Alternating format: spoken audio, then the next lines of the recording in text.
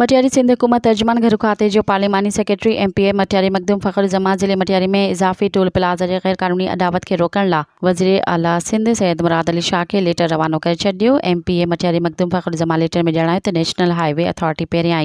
क़ौमी शाहरा ते मौजूदा न्यू सैदाबाद टोल प्लाज़ा ते मटियारी ज़िले जी अवाम ऐं मुसाफ़िरनि खां अॻे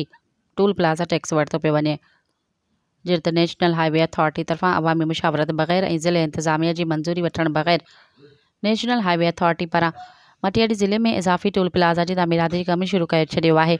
मखदूम फ़खर जमा लेटर में वधीक ॼाणाईंदे लिखियो आहे त हीउ नओं टोल प्लाज़ा अहिड़ी हक़ीक़त जे बावजूदि ठाहे रहिया आहिनि जिते हिकु टोल प्लाज़ा अॻे ई मौजूदु आहे ऐं बग़ैर कंहिं जवाज़ जे मुतासिर रिहाइशियूं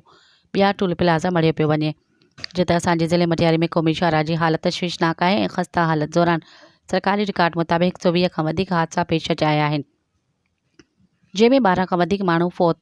ऐं 80 वधीक शदीद ज़ख़्मी थी चुका आहिनि। इन ई हालत जे पेश नज़र में रखंदे इन ई मसइले खे फौरी तौर ते हल करे नागुज़िर आहे।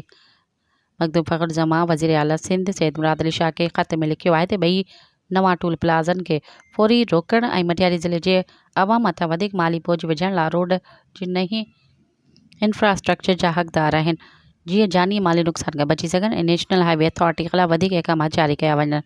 त जीअं ॿी के नए टोल प्लाज़ा जी तामीर रोकी वञे। मज़ीद ख़बरनि ऐं तफ़सीलात लाइ विज़िट कयो असांजी वेबसाइट www.awamiNewsHD.com ऐं ॾिसंदा रहो अवामी न्यूज़ HD।